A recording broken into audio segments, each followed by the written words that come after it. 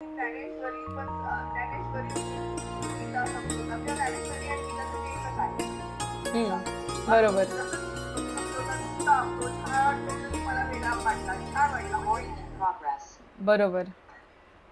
आणि तो कदाचित मराठीतूनच आहे, त्यामुळे तो खूप आपलासाही वाटतो. मी असे खूप हिंदीमध्ये आणि इंग्लिशमध्ये असे खूप आहेत सध्या. बरोबर. मराठीतून एवढं चांगलं सांगणारे मला वाटतं खूप कमी आहेत. खूप आहेत आपल्याकडे. पण कसं ती बाहेर येऊन बोलत नाहीत. मराठी असल्यामुळे ना कसं होतं, तेवढे पोहोचत नाहीत आपल्यापर्यंत. ते लोक बोलतात पण आपल्यापर्यंत पोहोचत नाहीत. आणि दुसरी गोष्ट ना, ते खूप नम्र असतात. आपल्या टिपिकल महाराष्ट्राची जी भूमी आहे ना, हा या भूमीचा गुण आहे. इथे लोकांमध्ये ना तुम्हाला अहंकार बऱ्यापैकी कमी दिसेल. इथे लोकांमध्ये तुम्हाला नीतिमत्ता जास्त दिसेल. जर तुम्ही ऑब्झर्व केलं, जर तुम्ही आता कुंभमेळा चालू आहे, जर तुम्ही आता नॉर्थ साईडला गेलात ना, साऊथ सोडून द्या, तुम्ही नॉर्थ साईडला गेलात तर तिकडे जे वातावरण आहे, वृंदावन असेल, तो जो भाग असेल ना, अयोध्या असेल, तिथली जी लोक आहेत ना, जर असं मी बोलणार नाही पण थोडेसे चंट असतात ते लोक. म्हणजे असं चॅप्टर नाही म्हणता येणार, पण चालाक म्हणजे ना, ते जे काम करतात ते लोकांपर्यंत पोहोचवण्यासाठी ते काहीही करायला तयार असतात. पण आपली जी संतांची भूमी आहे ना, तर तो संतांच्या भूमीचा जो गुण आहे ना संतांचा, ते विनम्रता असेल, त्यानंतर काटेकोरपणे राहणं असेल आपलं वागणं, त्या सगळ्या गोष्टी आपण ना जीव गेला तरी सोडणार नाही, असं आपल्या ह्या भूमीचं वैशिष्ट्य आहे. त्याच्यामुळे आपल्यातली लोक ना मोठेपणा करणं, दिखावा करणं याच्यामध्ये खूप मागे असतात, खूपच मागे. आपल्या महाराष्ट्रामध्ये बघितलं ना, तर साधेपणा खूप आहे संतांची. खूप खूप खूप. आपल्यामध्ये खूप असतं, त्यांच्यामध्ये तो गेटअप आणि तो सगळा हा, ताम झाम भरपूर असतो. हा, प्रभाव पडतो. आणि दुसरी गोष्ट म्हणजे language Hindi language is a national language. So ती हिंदी लँग्वेज असल्यामुळे ती जास्त व्यापक आहे, त्याच्यामुळे ते एक होतं. आणि मराठी लोक मराठीमध्ये जितकं त्यांना कळत नाही तितकं त्यांना हिंदी कळतं. चित्रपटांचा परिणाम म्हणजे की काय असेल ते कदाचित, त्याच्यामुळे ना त्याची व्यापकता थोडी जास्त आहे. पण त्याचं मला कारण असं वाटतं की ना, सुंदर गोष्टी म्हणजे ज्ञानोबा माऊली जसं म्हणतात की गीतेचं ज्ञान असेल किंवा ज्ञानेश्वरी किंवा एकूण देवाबद्दल पण असेल ना, ते कोणाला सहज सांगू नये. जर त्याच्याकडे ते ऐकण्याची इच्छा असेल तरच सांगावं, अन्यथा त्या गोष्टीचा अपमान येतो. आपण त्या अशाच बोलून सोडणं तो अपमान आहे. त्यामुळे कदाचित असेल आपल्या मराठी भाषेला ते एक प्रोटेक्शन दिलेलं आहे. म्हणतात ना, गूढ गम्य गुह्य असं ज्ञान जे देवाने फक्त अर्जुनासमोर व्यक्त केलं. तर असं मला वाटतं ह्या महाराष्ट्र भूमीमध्ये जन्माला येणाऱ्यांना ते सौभाग्य मिळतं की संतांचा तो विनम्रता, संतांची ती विनम्रता असेल, त्यांचं जे ज्ञान असेल, साधेपणा, राहण्यात साधेपणा पण विचारात मोठेपणा, तो ह्या भूमीचा गुण तो जपलाय त्या मराठी भाषेतून, असं कदाचित असेल. हा, बोला ना, बोला ना, बोला. हा, तुम्ही खूप आता सेशन्स मधून सांगितलं, मी पण असं जरा संकल्प केला की या वर्षी आता नवीन वर्षात ज्ञानेश्वरी वाचावी. तर ती वाचताना कशी वाचावी, म्हणजे आपलं पूजा पाठ जसं देवासमोर ठेवून का एक असं कॅज्युअल जसं आपण एखादं पुस्तक वाचतो, कसं तुम्हाला वाटतं की ते अगदी तसं बसलं पहिल्यांदा वाच. अच्छा. समजेल का कुठल्या अप्रोच द्यायला पाहिजे? सगळ्यांना सांगताना ना कदाचित मी वेगळं सांगेन, पण तुम्हाला सांगतेय म्हणजे आता तुम्ही रोजच्या करणाऱ्यातले आहात म्हणून तसं सांगते मी. माझ्याकडे ना ज्ञानेश्वरीची एक प्रत आहे जी ना अशी कपड्यामध्ये गुंडाळलेली असते, अगदी गेरुया रंगाच्या कपड्यात, नारंगी रंगाच्या कपड्यात ती गुंडाळलेली असते. ती प्रत इथे ठेवलेली असते. ती नेहमी ग्रंथाच्या आसनावर ठेवून सकाळच्या वेळेचा जो नियम असतो तो सकाळी नाही झाला तर संध्याकाळी पूर्ण करायचा. तर ती नियमाची ज्ञानेश्वरी आहे ना, पारायणाची, ती प्रत पूजेसारखी ठेवायची. म्हणजे ती जणू काही माऊलीच आहेत अशी ठेवायची. पण माझ्याकडे अशा अनेको प्रती आहेत, म्हणजे अशावाल्या प्रती ज्या हँडी आहेत. आता ही प्रत आहे, ही अर्थासकट आहे पण हँडी आहे, अर्थ आहे पण हँडी आहे. दुसऱ्या प्रती आहेत त्याच्यामध्ये फक्त ओव्या आहेत, तर ती सुद्धा हँडी आहे. मग अशा प्रती आपण कुठेही बसून वाचा. मग तुम्ही ट्रेनमध्ये वाचली तरी चालेल, तुम्ही कॉलेजमध्ये असाल, तुम्ही ऑफिसच्या ठिकाणी असाल, तर त्या प्रती तुम्ही कुठेही वाचा. पण स्वतःच्या मनामध्ये जे स्थान आहे ज्ञानेश्वर माऊलींचं, तो आदर देण्यासाठी आता माझ्याकडे ही एकच प्रत आहे आणि मी कुठेही मिरवतीये. मग ती किचनमध्ये कधी ठेवली जाते, मुलं लहान आहेत, किचनमध्ये कधी गेली, कधी बाथरूमच्या ओट्यासमोर आली, मग ते अपमान आहे त्या गोष्टीचा. पण माझ्या मनातला तो आदर कायम ठेवावा यासाठी मी काय करते, एक प्रत शुद्ध स्वरूपातली, म्हणजे माझ्या मते शुद्ध अशुद्ध असं काही नाहीये त्याच्यामध्ये, पण एक प्रत माझ्या मनातला आदरभाव व्यक्त करण्यासाठी तिला मी व्यवस्थितच ठेवते. आणि ती वाचत असताना मी काटेकोरपणे समोर अगरबत्ती तरी लावण्याचा प्रयत्न करते. दिवा तर नेहमी असतोच देवाऱ्यातला. आता तुमच्यासमोर अशी बसले ना, ज्ञानेश्वरी वाचताना फक्त मी टर्न होऊन देवाकडे तोंड करून बसते, काहीही फरक नाही याच्यामध्ये. अगरबत्ती असावी, दिवा असावा, आणि रोजच्या आपल्या नियमाची ज्ञानेश्वरी वाचत असताना मनामध्ये तो भाव असायला पाहिजे की ज्ञानेश्वर माऊली आता माझ्या अंतःकरणामध्ये, हृदयामध्ये मज हृदयी ईश्वरू आणि तो बसलेला आहे, अशा भावाने ती वाचली पाहिजे. मग त्याची गंमत ना और असते. मग तसं कोणीतरी म्हणेल मग असंच का वाचलं पाहिजे, तसं वाचल्यानंतर आपल्या गुरुला आपल्या हृदयाच्या अंतःकरणाच्या स्थानावरती विराजमान केल्यानंतर मग तो इफेक्ट व्हायला लागतो. मग डोळ्यातून घळाघळा अश्रू यायला लागतात. जसं चित्रपट बघायला गेल्यावरती हातामध्ये पॉपकॉर्न, कुठे लिहिलेला रूल नाही येतो, पण तरी पण आपण शेकडोने पैसे घालवतो आणि तो विकत घेतो. तो रूल नाहीये पण मजा येते. तसं ज्ञानेश्वरी वाचत असताना समोर अगरबत्ती लावली, दिवा लावला, ॲम्बियन्स क्रिएट झाला, आणि ॲम्बियन्स क्रिएट झाल्याशिवाय, ढग दाटून आल्याशिवाय मोर नाही नाचत. तसं अंतःकरणामध्ये ती भावना नाही उत्पन्न होत. तशी ज्ञानेश्वरी नियमाची रोज वाचावी. जर आपण स्त्री आहोत, जर आपल्याला मासिक धर्म आहे, तर त्या काळामध्ये वाचू नये, वाटलं तर वाचू नये. जर तुम्ही खूप पुढारलेले आहात आणि अंतःकरणाच्या स्थितीला काही फरकच पडत नाहीये, तर निश्चिंत बसून वाचा, काहीही फरक पडत नाही, काहीही फरक पडत नाही. त्याच्यानंतर अशी एखादी प्रत असावी जी कुठेही नेऊ शकतो, तिला व्यवस्थित कवर वगैरे घालावं म्हणजे घाण होणार नाही. इतकं साधं आणि सोपं तत्व आहे अर्चनाताई. आपल्या मनाला विचारलं ना, आपल्याला कसं मीठ लागतं, काही लोकांना जरा चढतं मीठ लागतं अन्नामध्ये, काहींना जरा उतरतं लागतं, काहींना अळणी पसंत असतं, काहींना तिखट पसंत असतं. ते मनाला विचारलं, आपल्या जिभेला आपलं आपलं बरोबर माहिती असतं. तसं ज्ञानेश्वरी कशी असावी, माझ्या मनातला काय भाव आहे तो जाणून त्याप्रमाणे तिची आराधना करावी. आणि हे जे ग्रंथ आहेत हे साधनेचे ग्रंथ आहेत, पूजेचे ग्रंथ नाही आहेत. वेद वगैरे पूजेचे ग्रंथ झाले, हे साधनेचे ग्रंथ आहेत. आपण साधना कशी करावी हे सांगणारे ग्रंथ आहेत. तर असं आहे हे थोडक्यात. खूप छान आहे. नक्की तुमचा नियम तुम्ही जो सांगितलाय ना, हा, तसंच करेन. तुमच्या अंतःकरणातला ना ताई भाव जाणून घ्या, स्वतःला ओळखण्याची पहिली पायरी असं समजून घ्या, मला कशी पूजा करावीशी वाटतेय. अँड मला एक गोष्ट सांगू द्या, मला ही जी प्रत आहे ना, ही प्रत मला इतकी आवडते ना, म्हणजे अशी सवय झाल्यासारखी वाटते, छान वाटतं. हिची जवळीक जास्त आहे मला तिच्यापेक्षा, असं असतं ते थोडक्यात. ते बरोबर मन कौल देत जातं, पण आपलं मन इतर ठिकाणी इतकं गुंतलेलं असतं ना की या ठिकाणी कौल द्यायला ते राहतच नाही. थकून जातं येते येईपर्यंत ते. हा, गलांडे म्हणून कोणीतरी हात, हा बोला. आपण आपल्या भजनाने सुरुवात करूया. आज भजनामध्ये थोडंसं वेगळं घ्यायचं आहे. आपण सगळ्यांनी माझ्या मागून बोला आणि सगळ्यांनी कॅमेरे ऑन केले तर बरं होईल हो. जरा चेहरे दिसू द्या, जसे कसेही असाल तसे चेहरे दिसू द्या. आपण सगळेच थकून आलो आहोत, अख्खा दिनचर्या आपली केलेली आपण. ठीक आहे, हाताने टाळी, मुखाने नाम.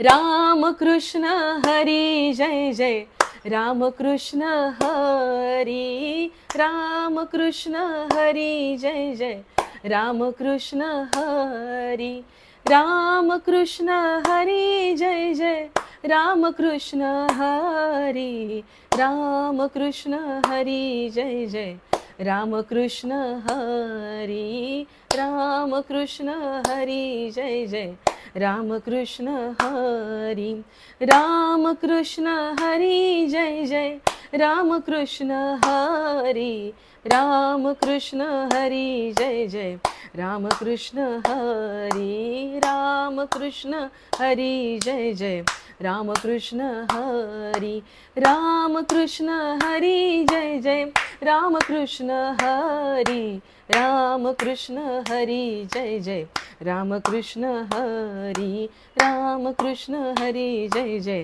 राम कृष्ण हरी. बोला पुंडलिक वरदे हरी विठ्ठल, श्री ज्ञानदेव तुकाराम पंढरीनाथ भगवान की जय, माऊली ज्ञानेश्वर महाराज की जय, जगद्गुरु तुकाराम महाराज की जय, सब संतन की जय, गोपाल कृष्ण भगवान की जय. विठ्ठल विठ्ठल विठ्ठल विठ्ठल विठ्ठल विठ्ठल. वक्रतुंड महाकाय सूर्यकोटी समप्रभ निर्विघ्नं कुरु मे देव सर्वकार्येषु सर्वदा। या कुन्देन्दु तुषारहार धवला या शुभ्रवस्त्रावृता या वीणावरदण्डमण्डितकरा या श्वेतपद्मासना या ब्रह्माच्युतशङ्कर प्रभृतिभिः देवी सदा वन्दिता। सा मा पातु सरस्वती भगवती निःशेषजाड्यापहा। मूकं करोति वाचालं पङ्गुं लङ्घयते गिरिं यत्कृपातमहं वन्दे परमानन्दमाधवं। माधुर्यरसकल्लोळां शिवशैक्यैकरूपिणीम् अमृतानुभवार्थाय वन्दे ज्ञानेशनन्दिनीं। नमोऽस्तु ते व्यासविशालबुद्धे फुल्लारविन्दाय तपत्रनेत्र येन त्वया भारततैलपूर्ण प्रज्वालितो ज्ञानमया प्रदीपः। ॐ पार्थाय प्रतिबोधितां भगवतां नारायणेन स्वयं व्यासेन ग्रथितां पुराणमुनिनां मध्ये महाभारतम् अद्वैतामृतवर्षिणीं भगवतीम् अष्टादशाध्यायिनीम् अम्ब त्वाम् अनुसन्दधामि भगवद्गीते भवद्वेषिणीं। नमितो योगी थोरविरागी तत्त्वज्ञानी संत तो सत्कविवर परात्पर गुरुज्ञानदेव भगवंत। बोला पुंडलीक वरदे हरी विठ्ठल श्री ज्ञानदेव तुकाराम पंढरीनाथ भगवान की जय। माऊली ज्ञानेश्वर महाराज की जय। जगद्गुरु तुकाराम महाराज की जय। सब संतन की जय। गोपाल कृष्ण भगवान की जय। विठ्ठल विठ्ठल विठ्ठल विठ्ठल विठ्ठल विठ्ठल विठ्ठल विठ्ठल। आजच्या भजनाची जी सुरुवात होती ती थोडी वेगळी घेतली। याचं कारणच हे आहे की आपण नामस्मरण जे करतो ते नामस्मरण करत असताना जे सुख नामस्मरण चाललेलं असतं तोंडातल्या तोंडात, पण त्याला जेव्हा संगीताची जोड मिळते तेव्हा ते गेय होतं, गाण्यासाठी सुयोग्य होतं आणि मग मजा येते ते करताना।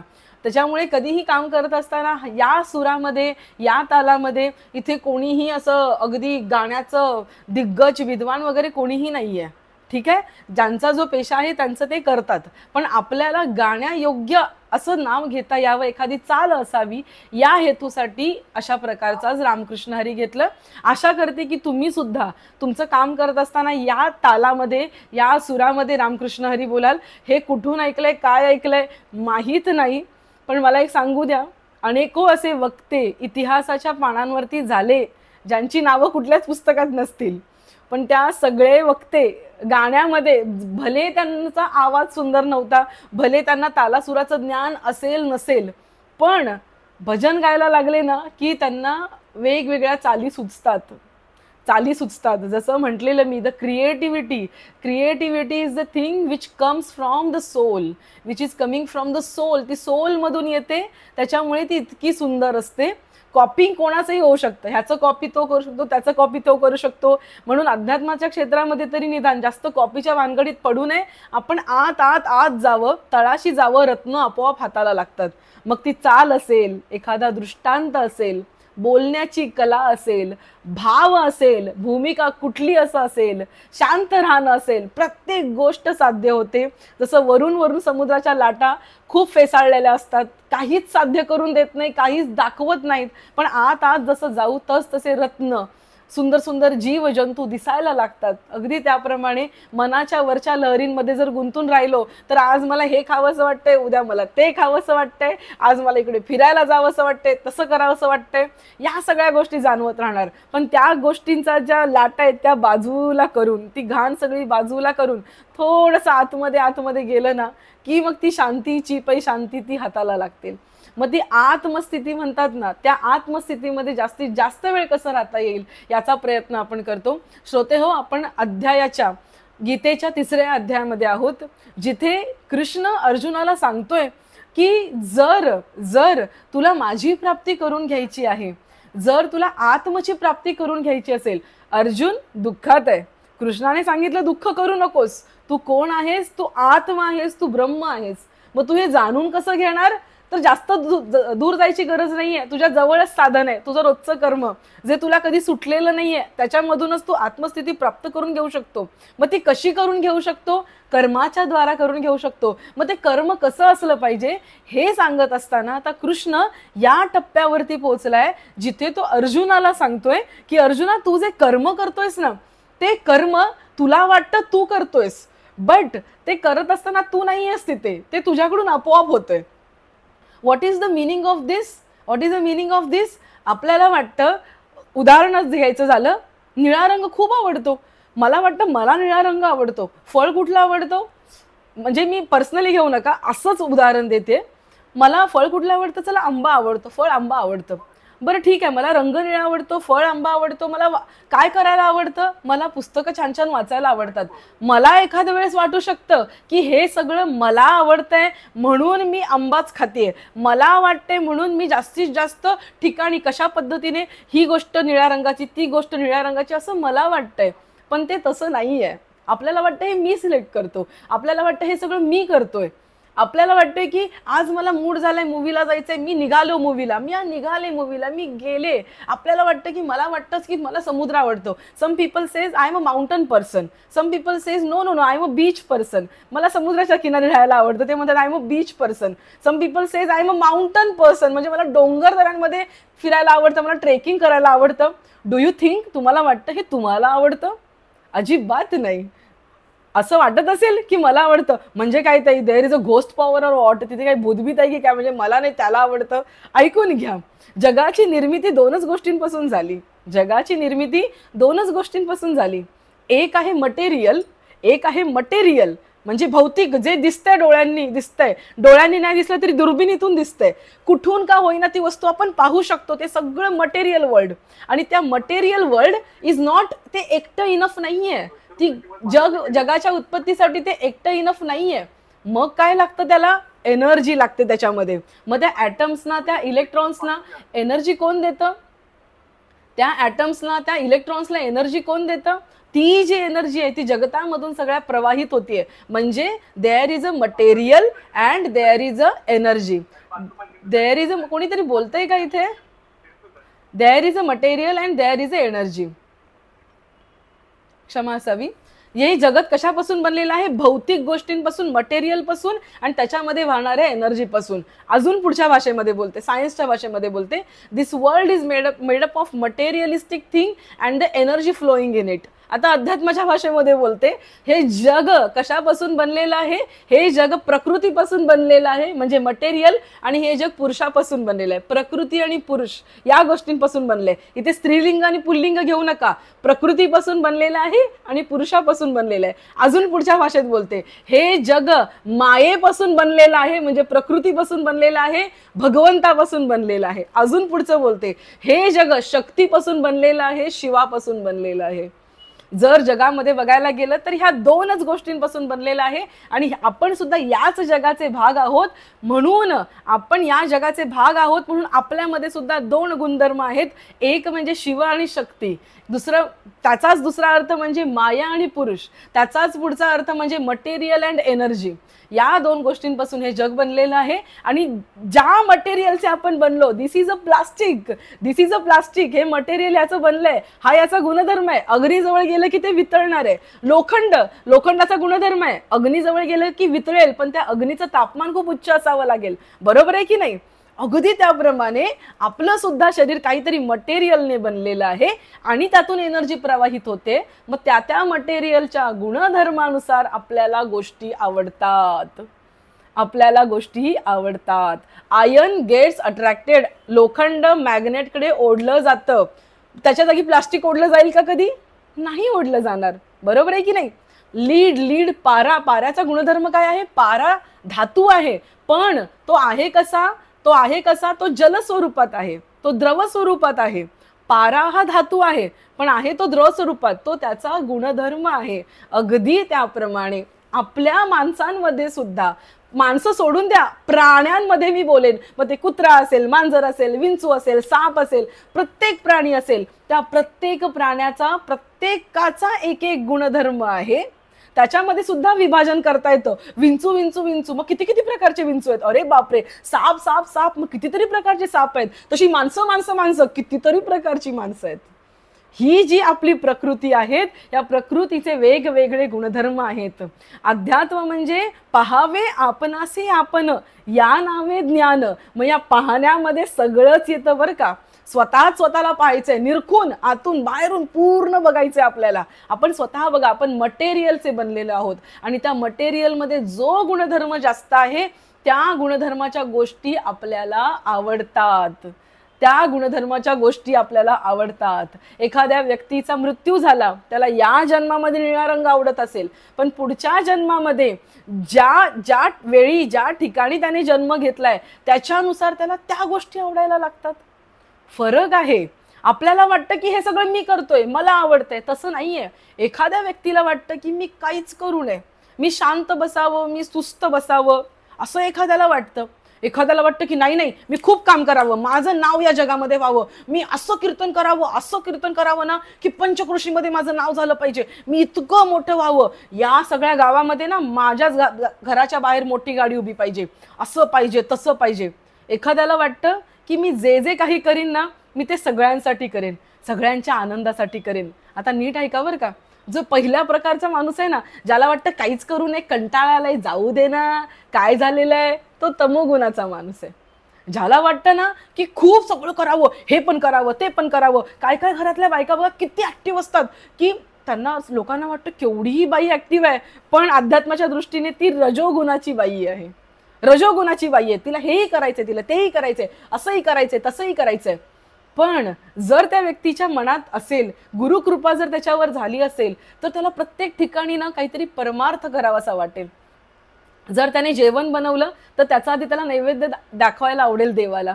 त्याच्यातून जर जेवण थोडंसं काढून कोणातरी उपाशी माणसाला द्यावंसं वाटेल त्याला. जर माझा पगार आला तर काही नाही बाबा, जवळच समर्थांचा मठ आहे, जास्त काही नको, 1000 रुपयाचं काहीतरी आरतीच्या वेळेस प्रसाद नेऊन देऊ का, त्याला वाटेल असं काहीतरी करावं. जास्त काही नको, अरे माझ्या झाडाला फूल आलं तर तो माणूस जास्त काही नाही करणार, सगळ्यांच्याच झाडाला फुलं येतात, पण तो का भक्त आहे, ते पहिलं फूल तो काढतो आणि देवासमोर ठेवतो.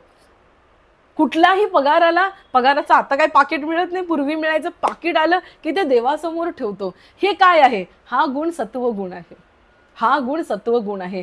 जिथे काहीच करायचं नसतं तो तमोगुण आहे. आळसावलेले, मंदावलेले, काहीही खाणारे, कुठेही बसणारे, कसेही उठणारे लोक, ते सगळे तमोगुणी. आणि सगळं चांगलं चांगलं चांगलं पाहिजे, श्रेष्ठ पाहिजे, आम्ही असे आम्ही तसे, असे करणारे सगळे रजोगुणाची लोक. आणि सत्वगुणाची लोक कोणती, जी लोक प्रत्येक गोष्टीला परमार्थ जोडतात. म्हणजे गोष्ट असतेच साधी, पण त्यातून अर्थ मात्र ते मोठा काढतात. त्याच्यातून त्यांची मनोभूमिका कळते की याच्या मनाची भूमिका किती मोठी आहे. आपल्याला दिसते समोर हत्ती, पण त्याला त्याच्या मुखामध्ये सुद्धा गणपती दिसतोय. इथे खरं वर्म आहे, इथे खरं वर्म आहे. आपल्याला वाटतं हे काय सप्ताहच करतायत ना, पण नाही, त्याला तिथे ज्ञानदान दिसतंय. आपल्याला वाटतं हे काय जेवणच आहे ना, पण नाही, त्याला तिथे अन्नदान दिसतंय. आपल्याला वाटतं हे काय पाणीच आहे, ही काय गंगाच आहे, पण नाही, त्याला तिथे तीर्थ दिसतंय. त्याला तिकडे शुद्ध करणारी गंगा माता दिसते. इथे खरी भूमिका पलटते आणि तो खरा सत्वगुणी होतो. मग इथे कृष्ण अर्जुनाला म्हणतोय की तुझ्या प्रकृती धर्मानुसार,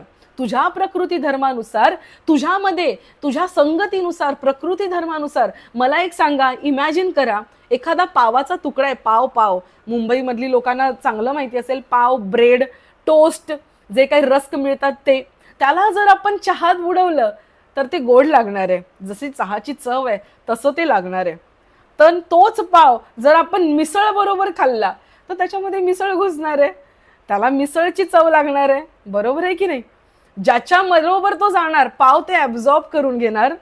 भाविक हो, आपणही दुसरं तिसरं काही नाही, आपणही तसेच आहोत. ज्या संगतीत आपण येणार ना, ती संगती आपण ॲब्झॉर्ब करणार. याच्यासाठी मी तुम्हाला मागे एक उदाहरण दिलेलं की ज्या प्रकारची गाणी तुम्ही ऐकणार ना, त्या प्रकारचा विचार तुम्ही करायला लागणार. म्हणजे एक उदाहरण आहे. म्हणजे कानावाटे तुम्ही इनपुट जे देता, जे इनपुट तुम्ही कानावाटे देता, तेच तुमच्या मनामध्ये झिरपायला लागतात, तसेच विचार तुमच्या मनात यायला लागतात. त्याच्या जागी जर तुम्ही चांगली चांगली प्रवचनं ऐकली, चांगली चांगली वचनं ऐकली, तेही सोडून द्या. गीतेचे अनेको व्हिडिओ आहेत यूट्यूबवरती की ज्याच्यामध्ये गीतेचे फक्त श्लोक गायले जातात. ते जरी कानावरून गेले ना तरी त्याचा प्रभाव वेगळा होतो. आपणही त्या पावासारखेच असतो, जे आपल्या आजूबाजूला आहे ते आपण शोषून घेत असतो.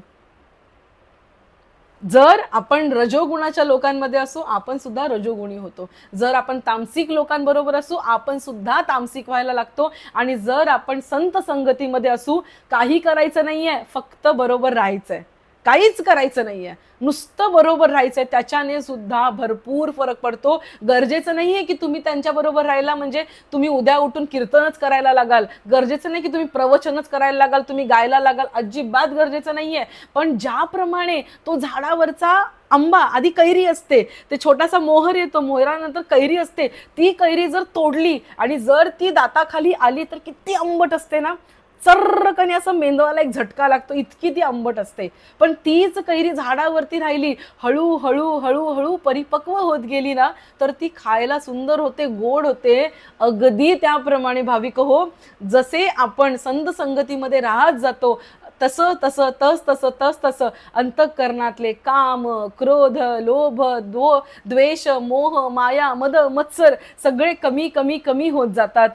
रजोगुण असेल, तमोगुण असेल, सगळ्यात पहिल्यांदा घाव पडतो तो तमोगुणावरती. तमोगुण कमी कमी कमी होत जातो, रजोगुण कमी कमी होत जातो आणि तो व्यक्ती हळूहळू सात्विक होत जातो. आणि एकदा का तो सात्विक व्हायला लागला की मग तो काय, ते जे खायचं, जे अपेय आहे ते पीत नाही, जे खायचं नाहीये तो ते खात नाही. म्हणजे तो नॉनव्हेज सारख्या गोष्टी, तो दारू गुटख्यासारख्या गोष्टी हळूहळू सोडायला लागतो. त्याला जास्त काही करण्याची गरज नसते. म्हणूनच संत संगतीचं एवढं महत्त्व सांगितलंय. भाविक हो, हेच सगळं वर्म आज आपल्याला कृष्ण अर्जुनाच्या माध्यमातून, अर्जुनाच्या निमित्ताने कृष्ण भगवंत आपल्याला सांगतो आहे. श्लोक क्रमांक 29, 30, 31 आणि 32 या 4 श्लोकांमध्ये कृष्ण काय बोलतोय आपण ऐकूया. सगळ्यांनी तयार राहा, आपल्याला श्लोक बोलायचे आहेत आणि श्लोकांचं एकदा पुनरुच्चारण करा, अत्यंत सिन्सिअरली, अत्यंत सिरियसली आणि मनामध्ये प्रसन्नतेचा भाव आणून करा. असं समजू नका की काय आहे हे, बोरिंगच आहे का, असंच आहे का, तसंच आहे का. जशी कमांड आपण मनाला देणार ना तसं मन विचार करायला लागणार आहे, लक्षात घ्या. त्यामुळे मनाला कमांड द्या की नाही, हे खूप सुंदर आहे आणि हे वाचल्याने, हे ऐकल्याने माझं भलं आहे. माझ्या मनामधल्या ज्या अनंत द्वेषांच्या गाठी आहेत त्या फुटत आहेत. इथे मला माऊलींची संगत मिळते, इथे मला साक्षात कृष्णाची संगत मिळते आणि या संगतीचा प्रभाव असा आहे की माझ्या विचारांवरती चांगले वलय निर्माण होत आहे. माझ्या विचारांमधली घाण गोष्टी सगळ्या निघून जात आहेत. असं इमॅजिन करा. आत्ताचं सायन्स आलेलं आहे, डोळे मिटायचे आणि जस्ट इमॅजिन करायचं की माझ्यातलं सगळं घाण निघून जात आहे. The negativity is going out of me, I am becoming positive and positive. आपलं शास्त्र वेगळं काही बोलत नाही, फक्त ते थोडं हातामध्ये छडी घेऊन उभं असतं, एवढाच फरक आहे. आपण लोक जास्त गुळगुळ मुळमुळ नाही करत. ही गोष्ट घाण आहे, घाणच आहे, ती करायची नाही. थोडीशी आपली शास्त्र नावाची आई ना थोडी कडक आहे, कडक. आपल्या अध्यात्म नावाची आई ही कडक आहे, कडक. ही आत्ताच्या मॉडर्न सायन्स सारखी गुळमुळू नाहीये. मॉडर्न सायन्सला थोडं गुळमुळू राहावं लागतं कारण ती लेकरं जवळ येणारच नाहीत. पण अध्यात्म कसं आहे, चाळणीसारखं आहे. चांगलं चांगलं ते आपोआप येईल, घाण घाण ते आपोआप निघून जाईल. तो एकदम स्ट्रिक्टपणे स्वतःच्या मनाला कमांड द्या. आणि लेट स्टार्ट आजचा श्लोक क्रमांक 29. श्लोक क्रमांक 29 जिथे भगवान श्रीकृष्ण अर्जुनाला म्हणतायत, जे कर्म तू करतोयस, तुला वाटतंय तर अर्जुना हे कर्म तू नाही करत आहेस. प्रकृतीच्या गुणांनी अत्यंत मोहित झालेली माणसं गुणांत आणि कर्मात आसक्त होतात. त्या चांगल्या रीतीने न जाणणाऱ्या मंद बुद्धीच्या अज्ञानी मनुष्यांना पूर्ण ज्ञान असणाऱ्या ज्ञानी मनुष्याने बुद्धिभेद करू नये. ठीक आहे, येऊया याच्या अर्थाकडे. श्लोक काय म्हणतोय ऐका. प्रकृतेर्गुण सम्मूढः सज्जन्ते गुणकर्मसु तान कृत्सन विदो मंदान कृत्सन विन्न विचालयेत. ओके, सोप्पा आहे, टेक इट लाईटली. पुन्हा एकदा थोडं फोडून सांगते. वरचा शब्द वाचा. प्रकृतेर्गुण सम्मूढः. आता तो विसर्ग आहे, तो दोनदा स बोलायचा आहे किंवा बोलायचाच नाहीये, कारण पुढे स आहे. प्रकृतेर्गुण सम्मूढा सज्जन्ते सज्जन्ते गुणकर्मसु तान कृत्सन विदो मंदान. इथे विदो मंदान पर्यंत थांबायचं आहे. तान कृत्स्न विदो मंदान, नंतर कृत्स्न विन्न विचालयेत. विचालयेत नाहीये, विचालयेत. ठीक आहे, त हलंत आहे. ठीक आहे, माझ्या मागून बोला. प्रकृतेर्गुण सम्मूढा सज्जन्ते गुणकर्मसु.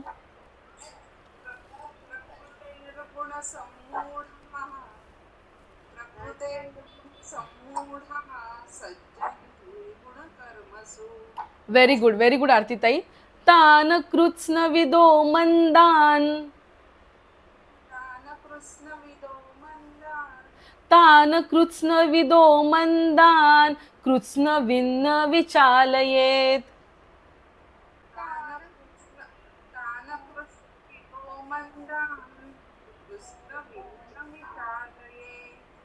व्हेरी गुड, अजिबात चुकला नाहीये. विचार न करता व्यवस्थित बोललं ना की चुका होत नाहीत. ठीक आहे, याचा अर्थ आत्ताच सांगितला. प्रकृतीच्या गुणांनी अत्यंत मोहित झालेली माणसं, म्हणजे आपला ती ओवी आठवा. इंद्रिये जे जे म्हणती ते तेची पुरुष जे करती, ते तरलेची ना तरती भवसिंधू. म्हणजे इंद्रिय जे जे म्हणतात ते माणसं ती करायला तयार असतात. अशी माणसं असतात ती गुणात आणि कर्मात आसक्त होतात. म्हणजे जर तामसी मनुष्य असेल तर तामसी गुणांनी पूर्णपणे प्रवृत्त झालेला असतो, तो तामसी वागत असतो. जर रजोगुणाचा व्यक्ती असेल तर तो तसाच वागत असतो. सत्वगुणाचं प्रमाण अत्यंत कमी आहे या जगामध्ये, लक्षात ठेवा. त्या चांगल्या रीतीने न जाणणाऱ्या, म्हणजे या गुणांचं नॉलेज नसणारा माणूस, त्याला काही माहीतच नाही काय सत्वगुण, काय रजोगुण, काय तमोगुण. And let me tell you, अशी लोक या जगामध्ये भरपूर आहेत, भरपूर आहेत. अध्यात्माच्या क्षेत्रात असणारी सुद्धा लोक सहजासहजी समजून घेत नाहीत. अत्यंत सूक्ष्म बुद्धी लागते. तुम्हाला वाटेल ताई यात काय अवघड आहे? या जगातल्या जेवढी लोक कीर्तन ऐकतात त्या प्रत्येकाला माहितीये सत्व रज तम.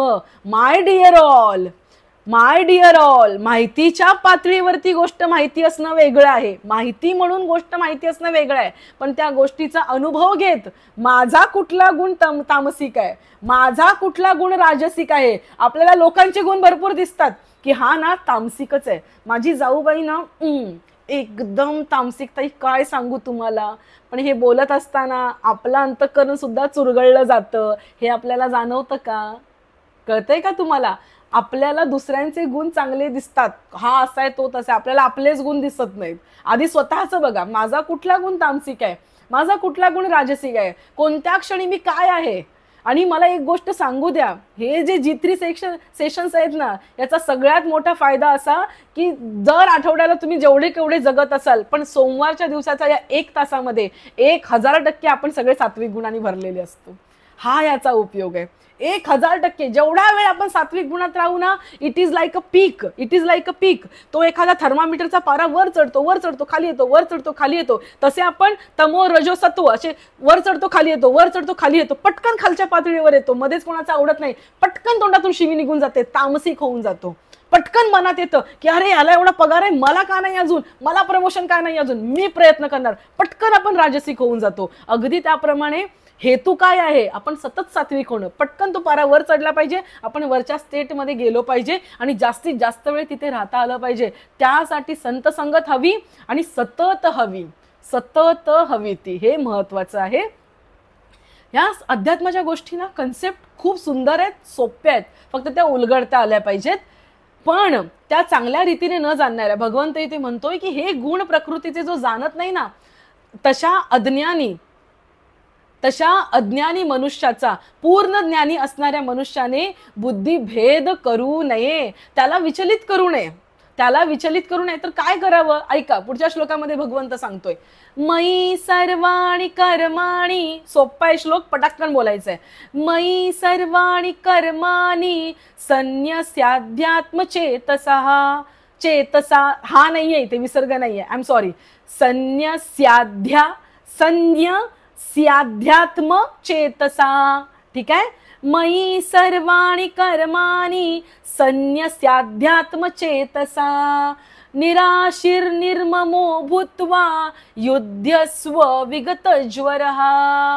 ओके, जो अवघड शब्द आहे तो खाली फोडून लिहिलेला आहे. कॉन्फिडेंटली वाचा. भगवंत आपल्या बरोबर नाही, आपल्या मध्ये आहे आणि तो या क्षणी अवतरू द्या. चला माझ्या मागून बोला. मयी सर्वाणि कर्माणि मयी सर्वाणि कर्माणि संन्यस्याध्यात्मचेतसा.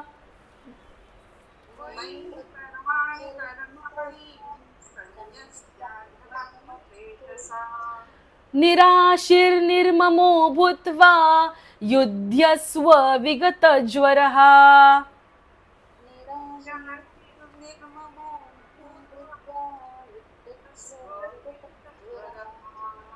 Very good. अंतर्यामी मज परमात्म्याने गुंतलेल्या चित्ताने सर्व कर्मे मला समर्पण करून आशा ममता व संताप रहित होऊन तू युद्ध कर. भगवंत काय म्हणतोय?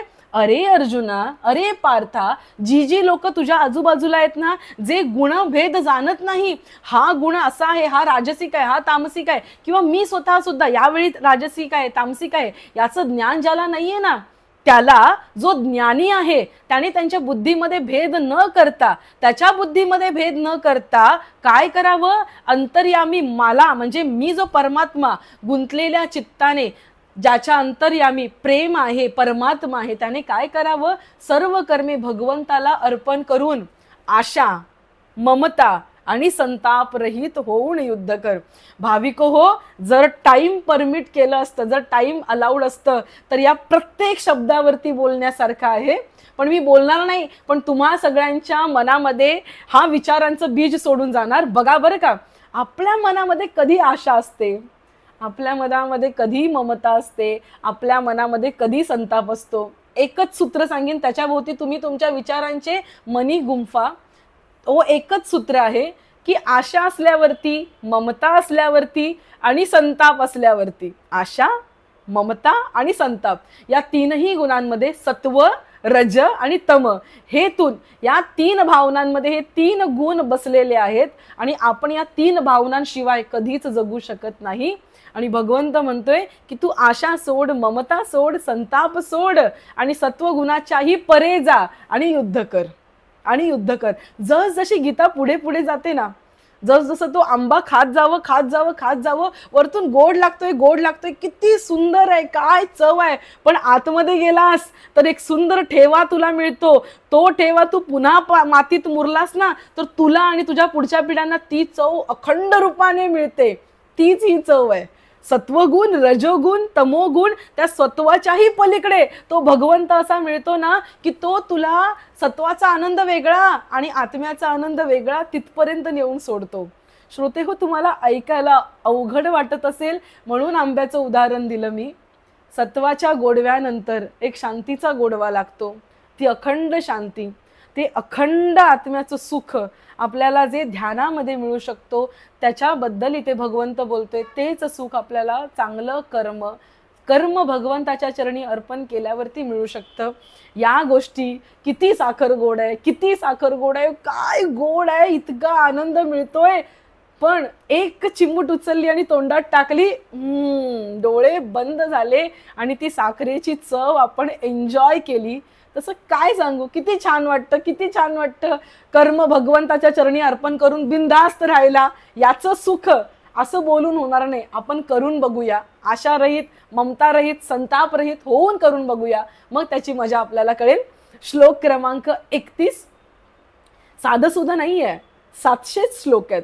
700 श्लोकांमध्ये आपल्या शेकडो जन्मांचा उद्धार होईल, शेकडो जन्मांच्या योनींमधून आपल्याला मुक्तता मिळेल, एवढी ताकद या श्लोकांमध्ये आहे. आणि आपली हिंमत बघा केवढी, आपण तो गीता ग्रंथ समजून घेतो आहोत.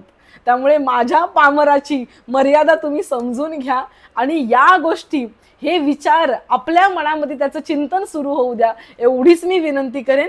श्लोक क्रमांक 31. ये मे मतिमिदं नित्य, ये मे मतमिदं नित्य, मनुतिष्ठन्ति मानवः श्रद्धावंतो न सूयन्तो मुच्यन्ते तेपि कर्मभिः. शांतपणे वाचा. पुन्हा एकदा वाचून दाखवते. ये मे मतमिदं नित्य मनुतिष्ठन्ति मानवः. षटकोनातला जीभ थोडी वर गेली पाहिजे. मनुतिष्ठन्ति मानवः. श्रद्धावंतो न सूयन्तो मुच्यन्ते तेपि कर्मभिः. अवग्रह आहे तिथे थोडा वाढवायचा आहे स्वर. ठीक आहे, माझ्या मागून बोला सगळ्यांनी. अत्यंत प्रेमाने बोला. याच्यामध्ये मजा आहे, याच्यामध्ये गंमत आहे, कारण साक्षात कृष्णाच्या मुखातले हे शब्द आहेत. कृष्ण म्हणतोय ये मे मतमिदं नित्य मनुतिष्ठन्ति मानवः. बोला. ये मे मतमिदं नित्य मनुतिष्ठन्ति मानवाः. एकच चुकी, मतमिदं न बोलायचं, कारण पुढे न आहे म्हणून. ओके, हा, न लिहिलेला आहे. न हलंत न, त्या अनुस्वाराचा उच्चार न होतो. ये मे मतमिदं नित्य मनुतिष्ठन्ति मानवः. ये मे मतमिदं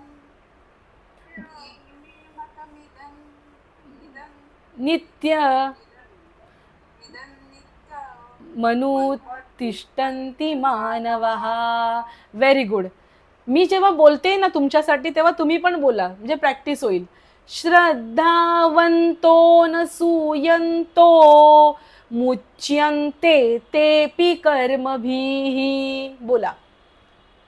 श्रद्धावन्तो न सूयन्तः मुच्यन्ते तेपि कर्मभिः. व्हेरी गुड, खूप छान. याचा अर्थ आहे जो कोणी मानव दोषदृष्टी टाकून श्रद्धायुक्त अंतःकरणाने माझ्या या मताचे नेहमी अनुसरण करतात तेही सर्व कर्मपासून मुक्त होतात. भगवंत म्हणतो तुझ्या बुद्धीतला, तुझ्या दृष्टीतला दोष टाकून जो कोणी श्रद्धायुक्त अंतःकरणाने माझ्या या मताचे नेहमी अनुसरण करतात तेही सर्व कर्मापासून मुक्त होतात. योग याग विधी येणे नोहे सिद्धी. याचा अर्थ काय आहे? याचा अर्थ थोडासा याच्याशी जोडलेला आहे. म्हणून म्हणलं आजचा जो हरिपाठाचा अभंग आहे तो मिस करायचा नाही.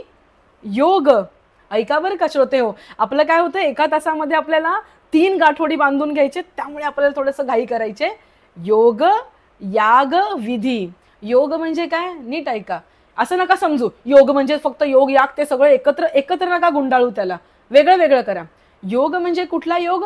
जे लोक आजही म्हणजे म्हणतात ना की नाहम वसामी वैकुंठे योगिनाम हृदयी रवो मदभक्ता यत्र गायंती तत्र तिष्ठामी नारदा, त्यातला हा योग आहे. जे लोक योग म्हणजे ध्यानामध्ये म्हणजे कुठलं? तपश्चर्येमध्ये जे लोक बसलेले आहेत, जे लोक तप करत आहेत, तो योग. याग म्हणजे कुठला? याग यज्ञ याग, वास्तुक शांती याग आहे. जे यज्ञ करतात ना, यज्ञ याग, प्रभू श्रीरामांच्या जन्मासाठी कोणता केला गेला? तो यज्ञ, तो याग. यज्ञ म्हणजेच याग. योग याग जे सगळे याग करतात ते योग याग विधी. विधी म्हणजे कुठली? सकाळची संध्या, सायं संध्या, ह्या ज्या 3 त्रिकाल संध्या करतात ते विधी. वेगवेगळ्या विधी आपण करतो, पूजा करतो, ती विधी आहे. म्हणजे योग म्हणजे कोणता? जे तपश्चर्येला बसलेले आहेत ते योग. याग म्हणजे कुठलं? यज्ञ याग. विधी म्हणजे कुठल्या? ज्या आपण नित्य नियमाने जी पूजा करतो, ज्या संध्या करतो, आपल्या आपल्या धर्मानुसार, आपल्या आपल्या जातीनुसार जे काही आपण करतो विधी, मग ते पशुबळी असेल, त्या सगळ्या विधी असतील त्याच्यामध्ये, त्या सगळ्या विधी. योग याग विधी येणे नोहे सिद्धी. या सगळ्यांनी सिद्धी प्राप्त होत नाही. का नाही प्राप्त होत? उदाहरण देते. आता कुंभमेळा लागलेला आहे. मी म्हणलं परफेक्ट टायमिंग जुळून आलेलं आहे. आता कुंभमेळा लागलेला आहे. तिथे अनेको साधू आहेत. काय साधूंनी अशी वचनं घेतलेली आहेत. एका साधूने असं वचन घेतलेलं आहे, असा प्रण घेतलेला आहे, प्रतिज्ञा घेतली आहे की तो त्याचा एक हात नेहमी वर करून उभा आहे. एक हात नेहमी वर करून आहे. त्याने हात कधी खाली केलेलाच नाहीये. त्यामुळे इथलं रक्ताभिसरण थांबले आणि त्याचा हात तो आता कमकुवत झालाय. कुठल्या तरी साधूने केसच कधी कापली नाहीयेत, कुठल्या तरी साधूने कधी, म्हणजे प्रत्येकाने वेगवेगळ्या प्रतिज्ञा केलेल्या आहेत, प्रत्येकाने कुठला ना कुठला तरी त्याग केलेला आहे. कोणी स्वतःसाठी केलेला आहे, भगवंताच्या प्राप्तीसाठी केलंय, स्वतःच्या भगवंताच्या प्राप्तीसाठी केलंय, कोणी मनुष्य जातीच्या शांतीसाठी केलंय. एकतर मी बाबा असे बघितले की ज्यांनी डोक्यावरती असा फेटा गुंडाळून, त्याने असा फेटा गुंडाळून त्याच्यानंतर त्याच्यामध्ये माती टाकून त्याने झाडं उगवलेत. का म्हणे, तर मी निसर्गाच्या संवर्धनाचा संदेश सगळ्यांना देतोय. सगळ्या बाबांनी, प्रत्येक, म्हणजे असं सगळेच नाही येणार त्याच्यामध्ये, पण बऱ्यापैकी साधू संतांनी ना काही ना काहीतरी व्रत उचललंय, काही ना काहीतरी प्रण उचललंय. भगवान श्रीकृष्ण गीता श्रेष्ठ का आहे, नो ब्लडी टॉकिंग, आलतू फालतू बोलतच नाही, तत्वच बोलणार. योग याग विधी येणे नो हे सिद्धी आणि वायाची उपाधी दंभ धर्म. मला याच्यावरती बोलायचंय. वायाची उपाधी, त्या साधूला काहीतरी नाव मिळालं, ही उपाधी आहे, वायाची उपाधी. का वाया आहे ती, वाया का आहे उपाधी, कारण त्याच्यामधून दंभ धर्म निर्माण होतो, दंभ निर्माण होतो. आपल्याला वाटतं की मी धर्म करतोय, मी मनुष्य धर्म करतोय, मी भक्ती करतोय, पण इथे ज्ञानेश्वर माऊली स्पष्ट सांगतात काहीतरी बोलायचं राहून जातं. गीतेमधल्या आधाराने जी ज्ञानेश्वरी बोलताना काहीतरी बोलायचं राहून जातं. स्वतःचा अनुभव सांगत असतानाही दंभ वगैरे कसं सांगणार ज्ञानेश्वर माऊली, म्हणून अमृतानुभवात पण इथे सांगता येत नाही. म्हणून ज्ञानेश्वर माऊली हरिपाठ लिहितात आणि त्याच्यामध्ये सुरुवातीच्या अभंगांमध्येच लिहितायत माऊली, योग याग विधी येणे नो हे सिद्धी आणि वायाची उपाधी दंभ धर्म. असा धर्म दांभिक आहे, असा धर्म वाया आहे, असा धर्म उपाधी देणारा आहे. आणि आपल्याला काय म्हणतात, आपल्याला काय माहितीये, अध्यात्मामध्ये उपाधी गळून पडली पाहिजे, अध्यात्मामध्ये उपाधी गळून पडली पाहिजे. ते तत्वज्ञ संत स्वीकारिती. काय स्वीकारतात ते, उपाधी रहित आपल्याला स्वीकारतात. हे मी सगळं का बोलतेय, हे मी नाही बोलत आहे, हे ज्ञानेश्वर माऊली म्हणतायत. कुठल्या कुठल्या विधींनी आपल्या मनात दंभ आणला, दंभाचा दर्भ आणला, दंभाचा घाण वास आणला. कुठल्या कुठल्या विधींनी, रोजच्या पूजेने, रोजच्या माळीने आणला, मनामध्ये दंभ आणला. विचार करा, कुठला यज्ञ केला म्हणून आपल्याला वाटलं की मीच मोठं महान आहे, मीच मोठी श्रेष्ठ आहे. कुठला योग केला म्हणून आपल्याला वाटलं. कितीतरी लोकांना आजही नर्मदेच्या तीरावरती असे अनुभव आहेत. त्या एक चितळे काकू म्हणून एक आहेत, त्यांचे सुंदर आठवणी आहेत त्या नर्मदेच्या सांगतात. त्यांना असा अनुभव आला की त्यांना एक बाबाजी भेटले, ते म्हटले चालताना नीट चाल, कारण कुठल्या प्रत्येक दगडावरती, नर्मदेच्या प्रत्येक मोठ्या मोठ्या पाषाणावरती कोणी ना कोणीतरी साधू आजही तपश्चर्या करत बसलेला आहे. देह गळलेला आहे, त्याची हाडं त्या जमिनीत पडून तिथे त्याचं काय जे विघटन व्हायचं ते होऊन गेलेलं आहे, पण तो साधू आजही तपश्चर्येला बसलेला आहे. थोड्या वेळाची दृष्टी त्यांना दिली आणि त्यांना जाणवलं की खरंच इथे साधू बसलेला असेल का, इथे संत कोणी बसलेला असेल का, साधू बसलेला असेल का, कोणी तपस्वी इथे बसलेला असेल का. अहो, त्या तपानेही जे मिळत नाही ना, ते सगळं मिळतं कशाने, एका भक्तीने मिळतं. ते सगळं मिळतं कशाने मिळतं, एका भक्तीने मिळतं. तेच इथे ज्ञानेश्वर माऊली सांगतात, जे तुला योगाने मिळणार नाही, यागाने मिळणार नाही, विधीने मिळणार नाही, ते तुला एकाच गोष्टीने मिळणार आहे, ते म्हणजे हरिपाठाने मिळणार आहे. पुढे ज्ञानेश्वर माऊली म्हणतात, भावे विन देव, भावे विन देव. भावाशिवाय कधी देव कळू शकतो का, न कळे निसंदेह. भावे विन देव न कळे निसंदेह. या निसंदेहचा अर्थ स्वामीजी दोन प्रकारे सांगतात. काय आहे निसंदेहचा अर्थ, भावे विन देव न कळे निसंदेह. म्हणजे भाव नसेल ना तुझ्यामध्ये तर तुला निसंदेह, म्हणजे मी छाती ठोकपणे सांगतोय, कुठल्याही शंका रहित होता सांगतोय की तुला देव कधी कळणारच नाही जर तुझ्यामध्ये भाव नसेल तर. आणि याचा दुसरा अर्थ असा होतो की जर तुझ्या मनामध्ये संदेह नसेल तरच तुला देव कळू शकतो. तुझ्या मनामध्ये जर भक्ती नसेल तरच भक्ती असेल तरच तुला संदेह रहित देव कळू शकतो. म्हणजे एकतर मी संदेह रहित सांगतोय आणि दुसरा असा अर्थ आहे की संदेह रहित होऊन तुला तो कळू शकतो, असा त्याचा अर्थ आहे. भावे विन देव न कळे निसंदेह. आणि गुरुविन अनुभव कैसा कळे, कोण देणार आहे हो गुरुविन अनुभव आपल्याला. इथे बरेचसे लोक इन्क्लुडिंग मी. आपल्याला वाटू शकतं की गुरुविना, अरे आम्हाला कुठे रोज गुरु मिळतात. आहे हरिपाठामधून कोण बोलतंय आपल्याशी, गुरु तत्व आपल्याशी हरिपाठातून बोलतंय. तुम्हाला काय वाटेल, मला काय वाटेल, माझ्या आयुष्यामध्ये हा योग साधून आलाय, तुमच्या आयुष्यामध्ये हा योग साधून आलाय, तुम्ही इथे योगायोगाने बसलाय, अजिबात नाही. त्या गुरुतत्वाची तुमच्याकडून कुठेतरी आराधना झालेली आहे, ती इच्छा व्यक्त केली गेलेली आहे, म्हणून आपण सगळे इथे येऊन बसलेलो आहे. त्या गुरुतत्वाची ही कृपा आहे, ज्ञानेश्वर माऊलींचा हा आशीर्वाद आहे की त्यांनी प्रेरणा द्यावी, मी इथे बसावं, माझ्या मनाचं काहीच नाहीये. फोडिले भंडार धन्याचा हा माल आणि मी तव हमाल भार वाही. हे सगळं भंडार त्या धन्याचं आहे. तपे विन दैवत दिदल्या विन प्राप्त.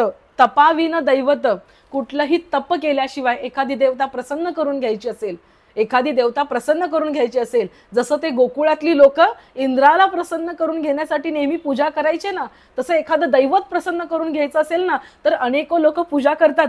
तुम्हाला वाटत असेल की ताई खरंच पूजा करतात का? तुमच्या माहितीसाठी म्हणून सांगते, कुंभमेळा भरलेला आहे. जर कधी आयुष्यामध्ये संधी मिळाली तर जा आणि बघा कशा प्रकारे लोक देवतांना प्रसन्न करून घेतात, काली मातेला प्रसन्न करून घेतात, या देवतेला प्रसन्न करून घेतात, त्या ग्रामदेवतेला प्रसन्न करून घेतात, त्या देवता प्रसन्न करून काही ना काहीतरी मिळवण्याचा प्रयत्न करतात. ह्या गोष्टी होतात जगात. आपण संतांच्या भूमीत आहोत, आपल्याकडे कमी प्रमाणात होतात. बाहेरच्या जगामध्ये, बाहेरच्या गावांमध्ये जास्त प्रमाणात होतात. तपे विन दैवत, तप केल्याशिवाय देवतेची प्राप्ती नाही. आणि का नाही? कारण जगाचा रूल आहे, दिल्याशिवाय काही मिळत नाही. देसी ते घेसी तेव्हा देसी, ऐसा अससी उदार. तुकाराम महाराज देवाला सुद्धा म्हणतात की अरे तू माझी जेव्हा भाव घेतोस, माझी जेव्हा भक्ती घेतोस ना लोकांची, तेव्हा तू त्यांना काहीतरी देतोस. पण हे संत कसे आहेत? उदार उदार. हे वर्णन करताना तुकाराम महाराज देवाला पण म्हणतात तू घेतल्याशिवाय काही देत नाहीस. तो जगाचाच नियम आहे, काही घेतल्याशिवाय कोणी काही देत नाही. दिदल्या विन प्राप्त, काहीच नाही. तपे विन दैवत, दिदल्या विन प्राप्त, गुजे विण हित कोण सांगे. मला सांगा, गुज असल्याशिवाय, गुज म्हणजे हित गुज, हित गुज, त्या गुजाचा अर्थ प्रेम असा आहे. प्रेम असल्याशिवाय कोणीच जवळचं काही सांगत नाही. कधीतरी एकटं वाटतं कोणीतरी सांगावं, या मार्गावरती मी, या वळणावरती मी अडलोय, कोणीतरी मला सांगावं मी कुठे जाऊ, मी काय करू, मी काय केलं पाहिजे या क्षणाला. स्वतःचाच अनुभव, मी या क्षणाला काय केलं पाहिजे. लहान लहान लेकरं आहेत, पण नोकरी पण करायची आहे, सगळा भार व्हायचा आहे, मग मी काय केलं पाहिजे. अशा वेळेत आठवण येते कोणीतरी असलं पाहिजे प्रेम करणारं. मला सांगा, संसारामध्ये कुठे प्रेम मिळतं? अशी झोडी घेऊन दारोदारी लोकांच्या दारात समोर उभे राहिलात ना, थोडं द्या थोडं, कधीच मिळणार नाहीये, कधीच मिळणार नाही. प्रेम, गुजाचं प्रेम कुठेच मिळत नाही. गुजेविन हित, हित आपलं कोणीच सांगू शकत नाही. जगामध्ये लोक अनेको ट्रेनरकडे जातात, अनेको पद्धतीचे ट्रेनिंग घेतात. सोशल मीडिया एवढा भरभरून पडलेला आहे, प्रत्येक जण आनंदाच्या फोटो टाकतायत. का माहितीये? कुठेतरी आतमध्ये ते एवढे दुःखी आहेत ना की कुठेतरी 2 मिनिटं ते सुख मिळावं, 4 लाईक मिळाव्या, 10 लाईक मिळाव्या, यासाठी का होईना लोक येऊन फोटो टाकतायत. या जगामध्ये प्रेम नाहीये. आणि जर प्रेम नाहीये तर हिताच्या 4 गोष्टी सांगणार कोण आहे? कोण सांगणार आहे 4 गोष्टी? गुजेविन हित कोण सांगे. ज्ञानदेव सांगे दृष्टांताची मात. ज्ञानेश्वर महाराज म्हणतात, मी ज्ञानदेव दृष्टांताची मात अनेको दृष्टांत देऊन सांगतोय. साधूचे संगती तरणोपाय. कुठे जाऊ नकोस, कुठे जा? साधूंच्या संगतीत जा. का जा साधूंच्या संगतीत? योग याग विधी येणे नो हे सिद्धी. वायाची उपाधी दंभ धर्म. उगाच अहंकार येणार आहे तुला त्याच्यामधून, उगाच तू बोलत फिरणार आहेस. मला पाण्यावर चालता येतं, मला हातातून फूल निर्माण करता येतं. लोकांना रिद्धी सिद्धी प्राप्त होतात, लोक अशी मिळतात. वेळ मिळाला तर मी सांगेन, माझाच गेल्या आठवड्यातला प्रसंग झालाय माझ्या बरोबरच. अशी लोक मिळतात ज्यांना अनेको सिद्धी प्राप्त असतात. पण त्या प्राप्त झाल्या म्हणजे देव प्राप्त झाला का? नाही नाही नाही. भावे विन देव न कळे निसंदेह. गुरु विन अनुभव कैसा कळे. तपे विन दैवत दिदल्या विन प्राप्त. गुजे विन हित कोण सांगे. म्हणून ज्ञानदेव अनेको दृष्टांत देऊन सांगतायत, दृष्टांताची मात देऊन सांगतायत. ज्ञानदेव सांगे दृष्टांताची मात. आणि साधूचे संगती तरणोपाय. तरणोपाय म्हणजे तरण्याचा उपाय. थोडा शब्द, तरण्याचा उपाय. काय तरायचंय? जिथे तरायचंय कुठे? तरायचंय कुठे? जिथे बुडतोय तिथे. कुठे बुडतोय? या संसाराच्या भवसागरात बुडतोय. मग या संसाराच्या भवसागरातून तरण्याचा उपाय कुठे आहे? साधूचे संगती तरणोपाय. हरिपाठाचा एक एक अभंग मध्ये मध्ये डिले होतोय. याचसाठी डिले होतोय की याच्यावरती बोलायला लागल्यावरती ना भावाचं भान राहत ना वेळेचं भान राहत. इतके सुंदर हे अभंग आहेत. आज आपला एक श्लोक राहिलेला आहे, तो मी ड्यू ठेवणार आहे पुढच्या वेळेसाठी. कारण जर इतकी छान ही लिंक लागलेली आहे, इथे कृष्णाने काय सांगितलेलं आहे की तू गुण ओळख. या गुणांपासून तुझं कर्म उत्पन्न होतंय आणि त्या गुणांच्या परे जाऊन तुला कर्म करायचंय. म्हणजे कसं करायचंय? सगळं कर्म माझ्या चरणी अर्पण कर, म्हणजे त्या गुणांच्या तू पलीकडे पोहोचशील किंवा जास्तीत जास्त सत्वगुणाकडे तू पोहोचशील. म्हणजेच काय? तू गुणांना ओळख. तर आपल्याला ज्ञानेश्वर माऊली काय सांगतायत? योग याग विधी येणे नोहे सिद्धी. याच्यामधून तुला काहीही मिळणार नाही, फक्त अहंकारच मिळणार आहे. मी आणि माझे विसरले जयाचे अंतःकरण पार्था तो एक संन्यासी जाण. तोच संन्यासी जाण निरंतर. कोण? मी आणि माझं, असं ज्याचं अंतःकरण विसरलं. हे कधी होऊ शकतं? आता कुंभमेळा पण आहे, त्याच्या अनुषंगाने आजची गोष्ट मला तुम्हाला सांगायची. आजच्या गोष्टीकडे आपण वळूया. थोडासा वेळ कमी राहिला, मी पटापट गोष्ट घेणार आहे. सगळेजण आहात ना? सगळ्यांनी प्रेझेंट राहा बरं का. जर काही कामं करत असाल तर ती सोडून या. इतकी सुंदर गोष्ट आहे. जेव्हापासून मी ही गोष्ट वाचली तेव्हापासून ही गोष्ट मी मनातल्या मनात एवढी घोकली आहे की ती गोष्ट घोकण्यातही मला मजा आहे. इतकी सुंदर गोष्ट आहे. एक असतो साधू, एक असतो साधू. साधूंच्या गोष्टी सांगतोय ना. साधूंचे चरणी तरणोपाय, साधूंचे संगती तरणोपाय कसं आहे ऐका. एक असतो साधू, तो जंगलाच्या बाहेर बसलेला असतो आणि त्या जंगलाच्या पायवाट असते, त्या पायवाटीच्या इथे तो साधू बसलेला असतो. सॉरी, तेवढ्याच जंगलातून एक पारधी येतो. पारध्याकडे हे मोठं असं काय असतं, पिंजरा असतो, असा छानपैकी पिंजरा. आणि त्या पिंजऱ्यामध्ये असे सुंदर सुंदर 5-10 रंगीत पोपट असतात. छान रंगीत पोपट आहेत, वेगवेगळ्या रंगाचे पोपट आहेत. तो साधू बघतो त्या पोपटांकडे. ती पोपट आतल्या आत किलबिल किलबिल किलबिल किलबिल किलबिल मिटू मिटू मिटू मिटू मिटू मिटू करतायत आणि त्या पिंजऱ्याच्या त्या जाळीवरती येऊन बसतायत आणि असं बाहेर डोकावतायत. साधूला बघून ना ती दया येते. त्याला असं वाटतं, साधूंना असं वाटतं की अरे बिचारे तडपतायत, प्रयत्न करतायत बाहेर येण्याचा. ते त्या पारध्याला म्हणतात की अरे बघ ते किती तडपडतायत, त्यांना सोड, बाहेर सोड, नको असं घेऊन जाऊ. पारधी म्हणतो अरे त्यांना सोडलं तर माझा उदरनिर्वाह मी कसा करू? त्यांना सोडून काही चालणार नाही, मी त्यांना सोडू शकत नाही. मी आता त्यांना नेणार आहे, विकायला नेणार आहे मी. साधू म्हणतो विकायला नेणार आहेस? कितीला रे नेणार आहेस तू त्यांना विकायला? तो म्हणतो एक एक पोपट मी 200-200 रुपयाला विकणार आहे. साधू म्हणतो माझ्याकडे तर एवढे पैसे नाही आहेत. बघा बरं का संत किती उदार असतात. माझ्याकडे फक्त 200 रुपये आहेत. एवढ्यात ना सगळे नाही जमणार, एक पोपट घ्यायला जमेल. एक पोपट देतोस का रे मला? एक पोपट दे फक्त मला. तो म्हणतो ठीक आहे, माझे मला पैसे मिळणार आहे तर तुम्हाला एक पोपट द्यायला काही हरकतच नाही. साधू म्हणतो तो बघतो मोठा टपोरा सुंदर हिरव्या रंगाचा पोपट, तो मला तू दे. तर तो पारधी पिंजरा उघडतो, तो सुंदर पोपट साधूच्या हातामध्ये देतो. आता साधूला वाटतं की हे सगळे पोपट ना नेहमी फसतात. आता मी काय करीन? ह्या पोपटाला मी छान पडवीन, ह्या पोपटाला मी छान शिकवीन आणि ह्याला ट्रेन करून मी याच्या मित्रांमध्ये ह्याला पाठवून देईन. तो साधू त्याची परीक्षा घ्यायला बसतो. पोपटाला समोर त्याचा क्लास घ्यायला बसतो, वर्ग घ्यायला बसतो. पोपटाला म्हणतो का रे पोपटा, असा कसा रे अडकलास तू पिंजऱ्यामध्ये? पोपट म्हणतो काय सांगावं तुम्हाला. तो पारधी आला, त्याने छान छान दाणे टाकले, पोटाची भूक हो, काही कळलं नाही. त्या दाण्यांकडे मी उडत उडत गेलो आणि अचानक जाळं पडलं आणि मी त्या पिंजऱ्यामध्ये गेलो. तर साधू म्हणला तुला कळलंय ना की तो नेहमी येतो, पारधी येतो, तो दाणे टाकतो. मग तुम्हा पोपटांना हे कळत का नाही रे? सारखं सारखं दाणे टाकल्यावरती का जायचं? कधीतरी विचार करा. आता दाणे टाकले तर आता जायचं नाहीये, पुढे जाळं पडणार आहे आपल्यावरती. तो पोपट म्हणतो नाही ना हो, पण सारखी भूक लागलेली असते.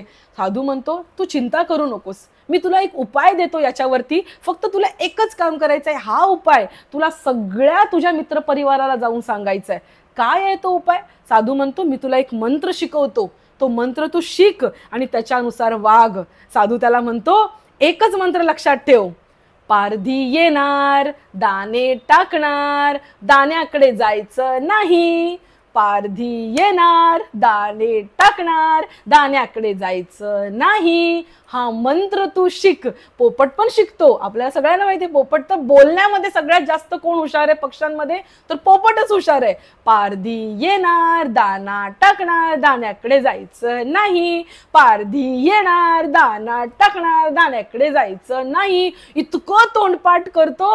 आता त्याला साधू म्हणतो की जा, सगळ्या मित्र परिवाराला शिकव तुझ्या, जा जा जा पटकन. तो जातो, त्याच्या मित्र परिवाराला शिकतो. आणि काय झालं, जंगलामधून एकच गुंज ऐकायला येते.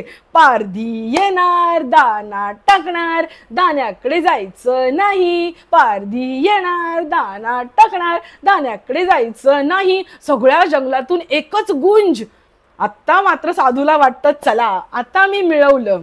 आता कसा पारधी करतोय मी बघतोच ना. काही दिवस जातात, पुन्हा पारधी येतो. पारधी जाळं टाकतो, जाळ्याच्या वरती दाणे असे झुगारून देतो, फेकून देतो असे. आता ते दाणे पडल्यावरती सगळे पोपट वरतून पारधी येणार दाना टाकणार, दाण्याकडे जायचं नाही असं बोलत बोलतच उडत उडत येतात आणि ते दाणे चोचीने वेचायला लागतात. पुढे काय झालं असेल, सगळं जाळं त्यांच्यावरती पडतं. पारधी पुन्हा एकदा सगळ्या पोपटांना घेतो आणि पुन्हा एकदा पिंजऱ्यात भरतो. तो साधू बाहेर बसलेला असतो. पारधी येताना दिसतो. स्वतःच्या पोपटाला तिथे बघून साधू खूप मनाने दुःखी होतो. तो पोपटाकडे बघतो तर पोपट आताही बोलत असतो, पारधी येणार दाना टाकणार, दाण्याकडे जायचं नाही. पोपटपंची करण्यामध्ये सगळा वेळ निघून गेला. त्याचा अर्थ काही कळला नाही. आणि जरी कळला तरी आपल्या पोटाची भूक भागवण्यासाठी किंवा पोटाची भूक भागली असेल तरी ते दाणे मिळवण्यासाठी ते पोपट गेला ना त्याच्याकडे. त्याच्या मित्रांनीही तो जे काही शिकायचं ते शिकले, पण तरी सुद्धा हाव होती ना मनामध्ये, गेले ना त्या दाण्याकडे. एक सुंदर कविता होती, हे डाळिंबाचे दाणे वेड्या घात तुझा करती. खूप सुंदर कविता होती. आपल्या सगळ्यांना ह्या गोष्टीचा अर्थ कळला असेल. आपण सगळेजण रोज ग्रंथ वाचतो. हरिमुखे म्हणा हरिमुखे म्हणा, पुण्याची गणना कोण करी. बोलतो ना आपण, बोलतो ना, पण किती पद्धतीने ते आपल्याला कळतं. पुन्हा जाऊन आपण मुखातून हरी नाही, मुखातून आपण शिव्यागाळ करायला लागतो, संसाराच्या गोष्टी बोलायला लागतो. आपले सगळे मंत्र त्या पोपटासारखेच असतात. म्हणून कितीही शिकवलं आपल्याला गुरूंनी तरी पुन्हा आपण त्या पिंजऱ्यामध्ये अडकतो. रोज सुटतो हरिपाठ बोलताना आणि रोज अडकतो, रोज सुटतो रोज अडकतो. हा खेळ सतत चालू असतो. म्हणून कुठेतरी थांबलं पाहिजे. जे मुखाने गातो आहोत ते अंतःकरणात रुजवून ते आचरणात आणलं पाहिजे. त्याच्याशिवाय सुटका नाही, त्याच्याशिवाय सुटका नाही. नाहीतर आपण सतत पिंजऱ्यातच असणार आहोत. माऊलींनो, आता ह्याच्या पुढे ही गोष्ट काय समजावून सांगावी, माझ्या पद्धतीने मी सांगण्याचा प्रयत्न केलाय. आय होप तुम्हाला ती गोष्ट कळली असेल आणि त्या गोष्टीचा मतितार्थ कळला असेल. तुम्हाला कोणाला काय वाटतं, मला तुमच्याकडून ऐकायचंय. काय वाटतं ह्या गोष्टीला ऐकून? प्लीज स्पीकअप, बोला. ह्या गोष्टी मुखातून निघू द्या. हा ज्योतिताई बोला.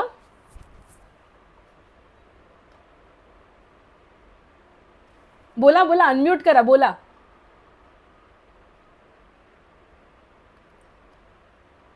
बोला. लक्ष्मण दादा, आरतीताई, यशोदा काकी कुठे गेला? हा ज्योतिताई तुम्ही बोलताय का? ऐकू येत नाही आम्हाला. हा बोला बोला.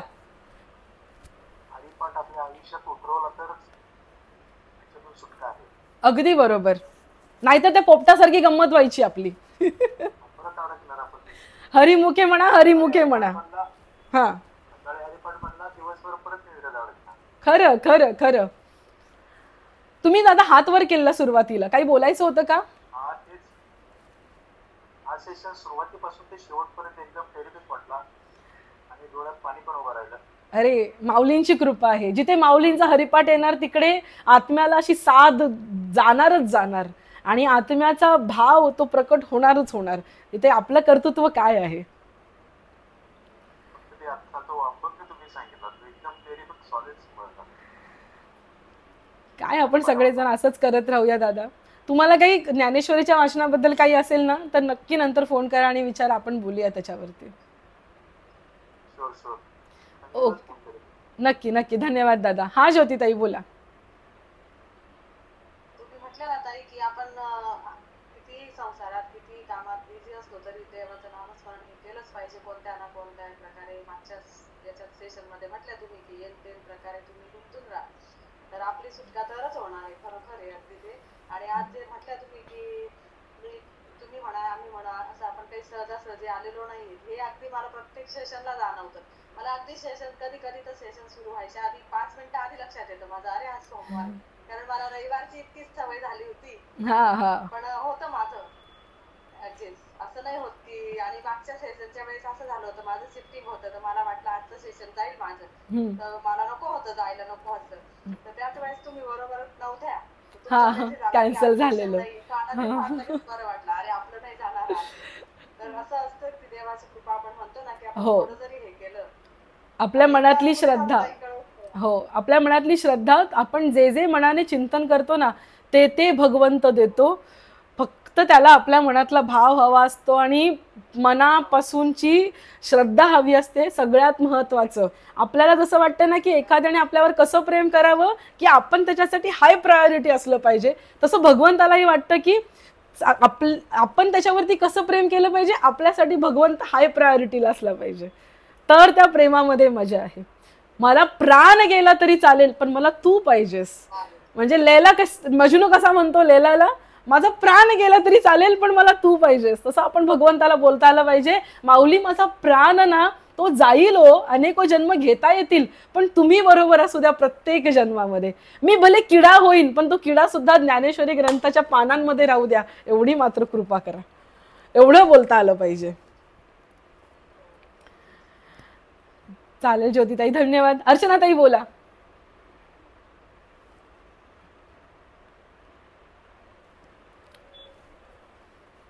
ताई बोलताय तुम्ही? यशोदा ताई? अच्छा, अर्चना ताई तुमचा आवाज येत नाहीये. बरं ठीक आहे. तर मी असं समजते की सगळ्यांना आजचं सेशन बऱ्यापैकी उमजलं असेल. कोणीही आपल्या विचाराचा प्रवाह थांबू नका. जो हरिपाठाचा अभंग आपण बोललाय ना, पारधी येणार दाना टाकणार, दाण्याकडे जायचं नाही, एवढं लक्षात ठेवा. हरिमुखे म्हणा, हरिमुखे म्हणा, एवढंच लक्षात ठेवा. आणि ही झालेली जी सेवा आहे ती ज्ञानेश्वर माऊलींच्या चरणी अर्पण करूया. तुम्हा सर्व श्रोते सज्जनांच्या अंतकरणातला परमात्मा आहे त्याच्या चरणी आपण अर्पण करूया. बोला पुंडलिक वरदे हरी विठ्ठल, श्री ज्ञानदेव तुकाराम पंढरीनाथ भगवान की जय. माऊली ज्ञानेश्वर महाराज की जय. जगद्गुरु तुकाराम महाराज की जय. सब संतन की जय. गोपाल कृष्ण भगवान की जय. विठ्ठल विठ्ठल विठ्ठल विठ्ठल. मनापासून प्रार्थना करा, या संतांचे आभार मानूया. आकल्पायुष्य भावे तया कुळा, माझी या सकळा हरीच्या दासा. कल्पनेची बाधा न हो कोणी काही, ही संत मंडळी सुखी असो. अहंकाराचा वारा न लागो राजसा, माझी या विष्णुदासा भाविकासी. नामा म्हणे तया असावे कल्याण, ज्यामुखी विधान पांडुरंग. मागणे ते एक तुझ प्रती आहे, देशी तरी पाहे पांडुरंगा. या संतांचे रवी घ्यायची मज देई, आणि पण तुझे काही मागे देवा. तुका आता उदार तू होई, मज ठेवी पायी संतांची या. पुढती पुढती पुढती या ग्रंथ पुण्य संपत्ती, सर्वाभूती सर्वा सुखी संपूर्ण होईजे. हरये नमः, हरये नमः, हरये नमः. बोला पुंडलिक वरदे विठ्ठल, श्री ज्ञानदेव तुकाराम पंढरीनाथ भगवान की जय. माऊली ज्ञानेश्वर महाराज की जय. जगद्गुरु तुकाराम महाराज की जय. सब संतन की जय. गोपाल कृष्ण भगवान की जय. विठ्ठल विठ्ठल विठ्ठल विठ्ठल विठ्ठल. रामकृष्ण हरी.